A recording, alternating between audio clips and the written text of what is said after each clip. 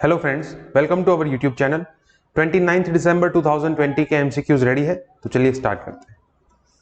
Question number 1, which of the following state recently deregulated farming by discouraging maize and promoting paddy and pulses production? Option A Uttar Pradesh, option B Jharkhand, option C Telangana and option D Andhra Pradesh. तो चलिए देखते हैं correct answer क्या होगा। Correct answer is C Telangana. अब सवाल यह पूछा गया है कि कौन से स्टेट ने फार्मिंग को डीरेगुलेट किया और मेज प्रोडक्शन जो है उसको डिस्करेज किया और पैडी एंड पल्सेस प्रोडक्शन को एनकरेज किया।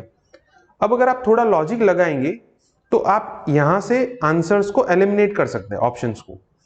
अब पैडी की बात करें तो it is a water intensive crop, ज्यादा पानी की जरूरत है, तो झारखंड तो ऑटोमेटिकली एलिमिनेट हो जाएगा। उत्तर प्रदेश की अगर हम बात करें तो वहां पे भी थोड़ी वाटर स्कैर्सिटी हो सकती है। ये दोनों स्टेट्स जो है उसके बीच में से कोई ऑप्शन आप सिलेक्ट कर सकते हैं। Correct answer is C Telangana. So Telangana withdraws regulated farming. वहां पे ये डिमांड हो रही थी कि पैडी एंड पल्सेस के लिए एंड ऑयल सीड्स के लिए हमें प्राइस अच्छी मिल रही है मार्केट में, तो आप मेज प्रोडक्शन जो है उसको डिस्करेज करें, तो उसके रिगार्डिंग तेलंगाना गवर्नमेंट ने स्टेप लिया है। Question number 2, which of the following statement is or are correct about आत्मनिर्भर Bharat? First, emergency credit line guarantee was announced for MSMEs. Second, special liquidity scheme was announced for NBFCs. And third, it discouraged DISCOMs, that is distribution companies, by not providing any relief. तो चलिए देखते हैं correct answer क्या होगा। Correct answer है A 1 and 2, third is incorrect. अब देखिए, ये जो MSME सेक्टर है उसके लिए ये जो स्कीम अनाउंस की गई थी, इमरजेंसी क्रेडिट लाइन गारंटी, सो ये 3 लाख करोड़ की स्कीम थी MSME को रिवाइव करने के लिए, तो ये फर्स्ट करेक्ट है। Second is also correct, NBFCs के लिए स्पेशल लिक्विडिटी स्कीम अनाउंस की गई थी वर्थ ₹30,000 करोड़, तो ये भी करेक्ट है। डिस्ट्रीब्यूशन कंपनीज जो है विच आर प्रोवाइडिंग इलेक्ट्रिसिटी, उनके लिए भी पैकेज डिक्लेयर किया गया था, वहां पे लिक्विडिटी इंजेक्शन हुआ था वर्थ ₹90,000 करोड़, और क्वेश्चन में लिखा है कि कोई रिलीफ नहीं दी गई थी, इसलिए ये थर्ड गलत है। Answer is A 1 and 2।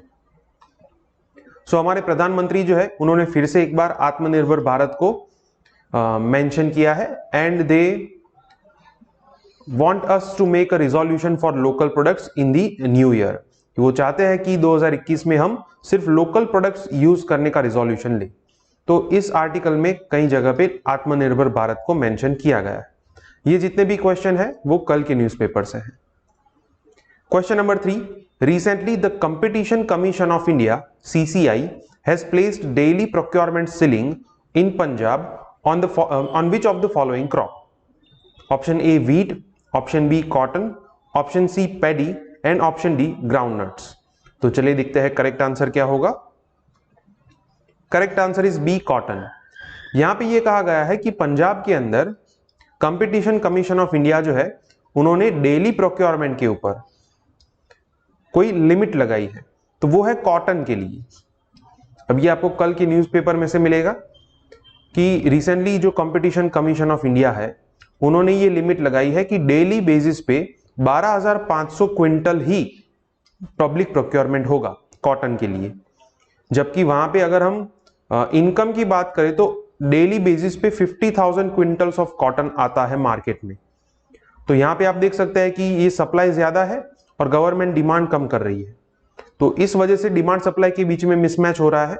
तो इसको चलते वहां के जो पॉलिटिकल लीडर्स हैं उन्होंने प्राइम मिनिस्टर को ये अर्ज किया था कि एक तरफ आप ऐसा कहते हैं कि MSP जो है वो कंटिन्यू होगी, लेकिन दूसरी तरफ से आपका जो जिस तरीके से आपका मैकेनिज्म चल रहा है वो गारंटेड नहीं है। Question number 4, which of the following statement is or are correct about inner line permit ILP? First, currently there are 4 states covered under this regime. Second, it is issued by state government and determines duration of stay and accessible area. And third it has been in force since 1951। तो चलिए देखते हैं correct answer क्या होगा। Correct answer is A 1 and 2, third one is incorrect. ILP जो है inner line permit, for example की कोई बॉर्डरिंग स्टेट है, कोई ट्राइबल एरिया है, तो वहां की जो इंडिजिनस कम्युनिटी है वो लोकल कम्युनिटी के साथ एंड कॉमन पीपल के साथ मिक्स ना हो जाए, उनके कल्चर को प्रोटेक्ट करने के लिए, उनकी लैंग्वेज को प्रोटेक्ट करने के लिए, उनकी ट्राइब जो है उनको प्रोटेक्ट करने के लिए गवर्नमेंट ने ये ILP रिजिम जो है वो बनाई थी।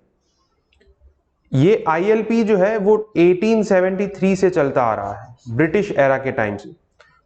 उस वक्त ब्रिटिशर्स जो है उन्होंने ब्रिटिश सब्जेक्ट्स को यहां पे आने से प्रोहिबिट किया था। The Britishers prohibited the Britishers from entering into this kind of areas. तो उस टाइम पे इसको कहते थे बंगाल ईस्टर्न रेगुलर फ्रंट, जो कि आजादी के बाद कन्वर्ट हो गया इनर लाइन परमिट में। तो करंटली इसके अंदर 4 स्टेट आते हैं, अरुणाचल प्रदेश, मणिपुर, मिजोरम एंड नागालैंड। और ये स्टेट गवर्नमेंट देता है। यहाँ ILP जो है एक डॉक्यूमेंट है जिसमें ये लिखा होता है कि कितने समय तक आप इस टाइप के एरिया के अंदर रह सकते हैं और यहाँ पे कौन से एरिया के अंदर आप घूम सकते हैं। तो ये लिखा होता है इस डॉक्यूमेंट के अंदर। सेकंड करेक्ट है। Third one is incorrect. हमने देखा कि ये 1873 से लागू हुआ है। So the answer is A 1 and 2। So हमारे जो होम मिनिस्टर है उन्होंने कहा कि inner line permit is centre's biggest gift to Manipur, because जब ये सिटीजनशिप अमेंडमेंट एक्ट लागू हुआ तो उसके अंदर मणिपुर को ये ILP सिस्टम जो है वो दी गई। Earlier Manipur was not a part of ILP regime. अब जितने भी क्वेश्चन है वो आज के न्यूज़पेपर से होंगे। India's first driverless train was recently inaugurated at which of the following city? Option A Bengaluru, option B Delhi, option C Kolkata and option D Nagpur. तो चलिए देखते हैं करेक्ट आंसर क्या होगा। Correct answer is B Delhi. Delhi metro के अंदर रिसेंटली हमारे प्राइम मिनिस्टर ने ये ड्राइवरलेस ट्रेन जो है इनॉग्रेट की है। तो ये आज के न्यूज़पेपर में है, PM flags of India's first driverless train. और वहां पे उन्होंने ये भी कहा है कि ये मेट्रो सर्विसेज जो है ये 25 अलग अलग सिटी के अंदर 2025 तक एक्सेस की जा सकती है। और यहाँ पे उन्होंने ईज ऑफ लिविंग के कंसेप्ट को भी मेंशन किया था। तो हम next question ease of living के ऊपर देखेंगे। Question number 6, which of the following are the pillars of ease of living as per the ease of living index? First quality of life, second economic ability and third sustainability. तो चलिए देखते हैं correct answer क्या होगा। Correct answer है D 1, 2 and 3। ये तीनों pillars जो है they are pillars of ease of living index which was announced in 2019 along with the municipal performance index। तो ये 3 पिलर्स है ईज ऑफ लिविंग के। क्वालिटी ऑफ लाइफ अच्छी होनी चाहिए, people should be able economically and the economy should grow sustainably. So the answer is D 1, 2 and 3। Question number 7, which of the following state recently formed a food commission for the implementation of National Food Security Act in the state? Option A Rajasthan, Option B Madhya Pradesh, Option C West Bengal and Option D Karnataka। तो चलिए देखते हैं correct answer क्या होगा। Correct answer is A Rajasthan. Rajasthan government ने recently food commission of Rajasthan form किया है। अब उसके अंदर कंट्रोवर्सी ये चल रही है कि जितने भी मेंबर्स है और चेयरपर्सन है वो सारे गवर्नमेंट ऑफिसर्स हैं। अब ये फूड कमीशन इसलिए बनाया है कि ताकि ये जो नेशनल फूड सिक्योरिटी एक्ट है उसके इंप्लीमेंटेशन के अंदर कोई गलतियां हो, कोई लूप होल्स हो तो उसे फाइंड करने के लिए और उसके खिलाफ कंप्लेन करने के लिए। अब गलतियां और लूप होल्स जो है वो इस टाइप के गवर्नमेंट ऑफिसर्स के द्वारा ही होगी और ये फूड कमीशन जो है उसके अंदर भी वही गवर्नमेंट ऑफिसर जो है वो काम करता है। तो एक्टिविस्ट का कहना यह है कि that result in officers sitting in judgment or on their own acts against which the complaints will be made to the commission.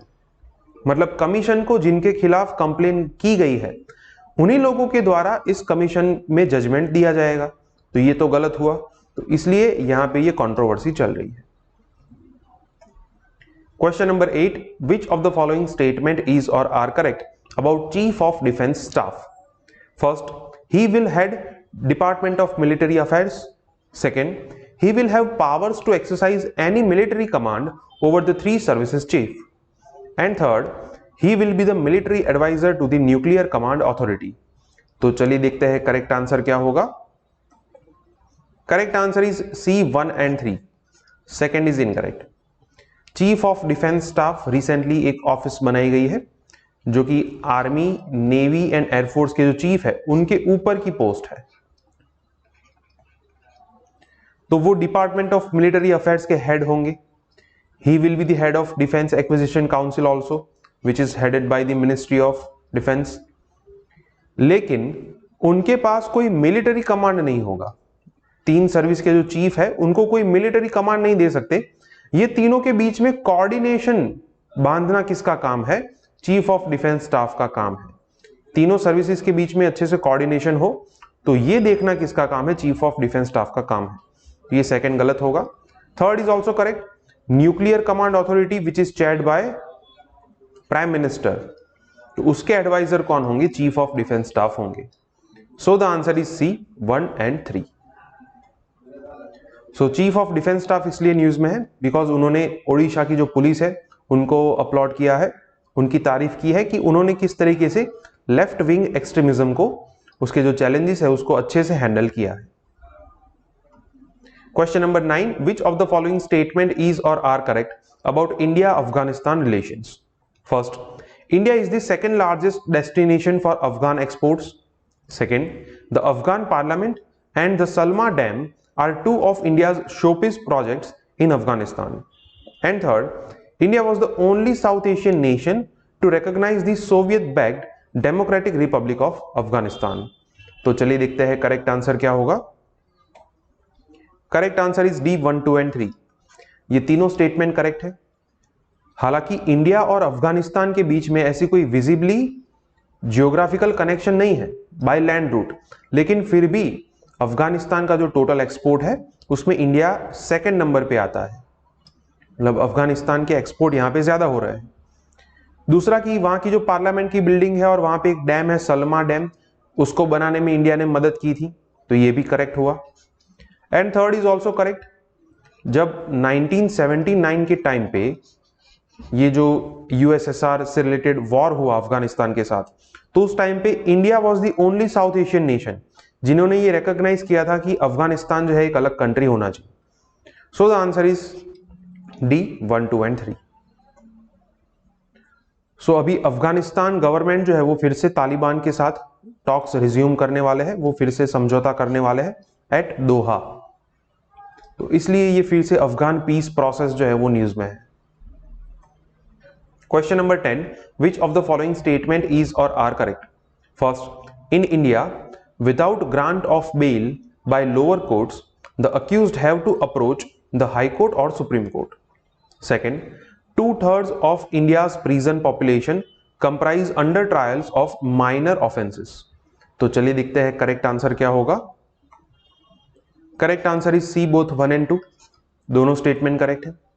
India के अंदर अगर कोई लोअर कोर्ट आपको बेल ग्रांट नहीं करता, then you will have to approach the high court और supreme court. और यहीं पे ये इश्यू होता है because high court and supreme court में ऑलरेडी बहुत सारे पेंडिंग केसेस है. अब यहां पे इतने सारे पेंडिंग केसेस है तो वहां पे भी आपको बेल मिलने में देरी हो सकती है. और इसकी वजह से क्या होता है कि those who are under trials have to remain in the jail, कि उनको जेल में रहना पड़ता है जब तक उनकी केस की सुनवाई ना हो. तो इसकी वजह से इंडिया में 2/3 पॉपुलेशन जो है वो माइनर ऑफेंसेस में भी, फॉर एग्जाम्पल किसी ने एक्साइज ड्यूटी की कोई चोरी की है तो ऐसे ऑफेंसेस में भी उनको जेल में रहना पड़ सकता है. So answer is C both 1 and 2. और ये दोनों फैक्ट है ये आज के न्यूज़पेपर में मेंशन किए गए हैं इस पर्टिकुलर पैराग्राफ में. और ये पूरा आर्टिकल जो है it talks about right to get bail. Okay friends, तो आज के 10 MCQs यहाँ पे कंप्लीट होते हैं. अगर आपको कोई डाउट है तो आप कमेंट सेक्शन में लिख सकते हैं. हमारे वीडियोस आपको पसंद आए तो वीडियोस को लाइक कीजिए और चैनल को सब्सक्राइब कीजिए. Thank you.